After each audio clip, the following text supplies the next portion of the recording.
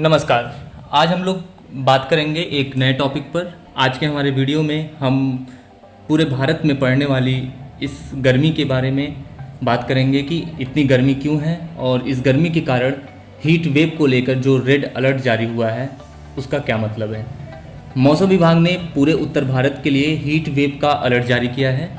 आखिर ये heat wave क्या है, हीट वेव की कंडीशन कब और कैसे बनती है और इस अलर्ट का मतलब क्या है, इसको हम समझते हैं पूरे एक्सप्लेनेशन के साथ। देखते रहिए हमारा पूरा वीडियो इसको अच्छे से समझने के लिए और आप अपने आप को, लोगों को सुरक्षित रख सकें और इसके बारे में जान सकें। तो चलिए आगे हम अपना वीडियो शुरू करते हैं और बात करते हैं हीट वेव की।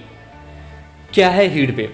हीट वेव का सीधा मतलब किसी इलाके में असामान्य रूप से बहुत ज़्यादा तापमान का होना है। मौसम विभाग के मुताबिक जब किसी इलाके का तापमान सामान्य से 5 डिग्री सेल्सियस अधिक हो जाता है तो यह हीट वेव की कैटेगरी में आ जाता है।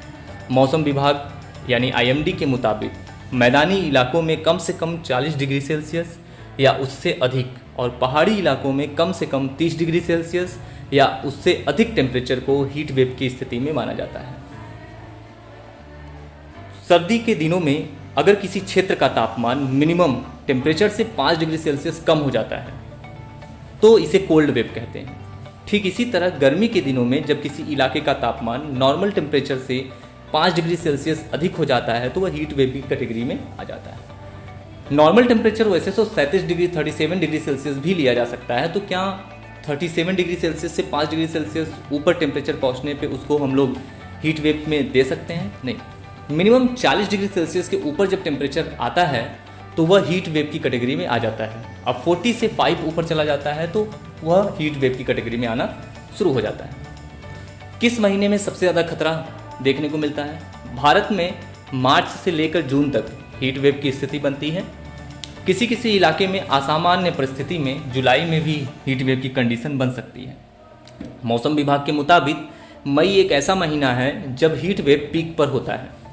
पंजाब, हरियाणा, दिल्ली, उत्तर प्रदेश, बिहार, झारखंड, पश्चिम बंगाल, उड़ीसा, मध्य प्रदेश, छत्तीसगढ़, राजस्थान, गुजरात, महाराष्ट्र के कुछ हिस्सों में, कर्नाटक, आंध्र प्रदेश और तेलंगाना ऐसे राज्य हैं जहां पर हीट वेव की संभावना सबसे ज़्यादा रहती है। क्यों बनती है हीट वेव की स्थिति, क्या है इसके कारण, हम इसको अब समझते हैं। तो जो हीट वेव की कंडीशन बनती है मौसम विभाग के मुताबिक जब ऊपरी वायुमंडल में उच्च दबाव वाला क्षेत्र बहुत मजबूत होता जाता है और कई दिनों तक एक ही क्षेत्र में हवा का बहुत ज़्यादा प्रेशर बना रहता है तो ऐसे में वहाँ पर हीट वेव की कंडीशन बन जाती है। मौसम विभाग के साइंटिस्ट डॉक्टर नरेश कुमार कहते हैं कि जब जमीन से 305 किलोमीटर ऊपर वायुमंडल में हवा का प्रेशर बहुत ज़्यादा होता है तो सूरज की किरणें सीधे धरती तक आ जाती हैं। दूसरा, हाई प्रेशर उस जोन अथवा क्षेत्र में बादल भी नहीं बनने देता जिससे टेम्परेचर बहुत तेज़ी से बढ़ता है और हीट वेव की कंडीशन बन जाती है। इसके अलावा बात करें इसके और कारणों पर तो ग्लोबल वार्मिंग भी एक बहुत बड़ा कारण है हीट वेव का। यह भारत में हीट वेव के प्राथमिक कारणों में से एक है जो मानव की गतिविधियों जैसे जीवाश्म ईंधन जलाना, वनों की कटाई और औद्योगिक गतिविधियों के कारण पृथ्वी के औसत तापमान में दीर्घकालीन वृद्धि को संदर्भित करता है। ग्लोबल वार्मिंग के परिणाम स्वरूप उच्च तापमान और मौसम के पैटर्न में बदलाव हो सकता है जिससे हीट वेव की उत्पन्न हो सकती है। शहरीकरण भी इसके एक मुख्य कारण में आता है। जो तेजी से शहरीकरण और शहरों में जो कंक्रीटों की संरचना में वृद्धि हो रही है नगरीय उष्मा द्विप्रभाव के रूप में जाने वाली घटनाओं को जन्म दे सकता है। उच्च जनसंख्या घनत्व वाले शहरी क्षेत्र, इमारतें और कंक्रीट की सतह अधिक गर्मी को अवशोषित करती है तथा उष्मा को बनाए रखती है जिसके कारण भी टेम्परेचर का बढ़ना देखा जाता है और इस कारण भी हीट वेव के दौरान तापमान ऊंचा बन जाता है। अल नीनो भी इसके एक प्रभाव में आता है। अल नीनो घटना के दौरान प्रशांत महासागर का बहुत ज़्यादा गर्म हो जाना और जिसके कारण वैश्विक मौसम पैटर्न को प्रभावित करना जिससे पूरे विश्व में तापमान, वर्षा और वायु के पैटर्न में बदलाव हो सकता है। अब हम समझते हैं कि हीट वेव कब बहुत गंभीर बन जाती है और किन लोगों को इससे सबसे ज़्यादा समस्या है। भारत को हीट वेव को 3 कैटेगरी में बांटा गया है। भारत में हीट वेव को येलो, ऑरेंज और सबसे आखिर में रेड अलर्ट। किसी क्षेत्र का तापमान सामान्य से 4.5 डिग्री सेल्सियस से लेकर 6.5 डिग्री तक ज़्यादा अगर हो जाता है, मतलब 40 डिग्री सेल्सियस से ऊपर अगर 4, 4.5 या 6.5 डिग्री सेल्सियस बढ़ जाता है तो हीट कैटेगरी में आ जाता है। 4.5 डिग्री सेल्सियस तापमान अधिक होना अत्यधिक गंभीर हीट वेव की समस्या को माना जाता है और यह रेड अलर्ट की कैटेगरी में आ जाता है। डॉक्टर नरेश कुमार का कहना है कि अति गंभीर हीट वेव के दौरान दिन के साथ साथ रात का सामान्य तापमान भी बढ़ा ही रहता है।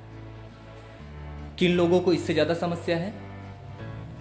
IMD के मुताबिक हीट वेव की वजह से बुजुर्गों, बच्चों और ऐसे लोग जिन्हें पहले से कोई बीमारी है उन्हें ज़्यादा समस्याएं हो सकती हैं। हीट वेव के दिनों में हीट स्ट्रोक का खतरा कई गुना बढ़ जाता है।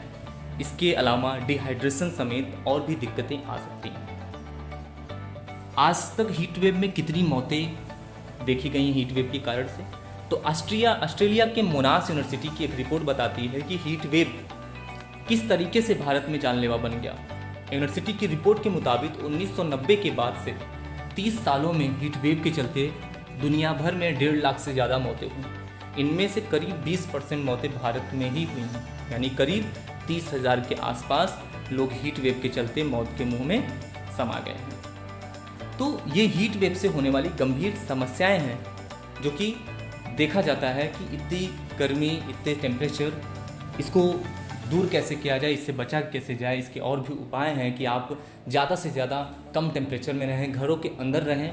जब बहुत ज़्यादा ज़रूरत हो तभी आप बाहर निकलें, अन्यथा टेम्परेचर कम होने पर ही शाम को 5 बजे के बाद, 6 बजे के बाद ही बाहर निकलें। और अपने को और अपने परिवार को सुरक्षित रखें।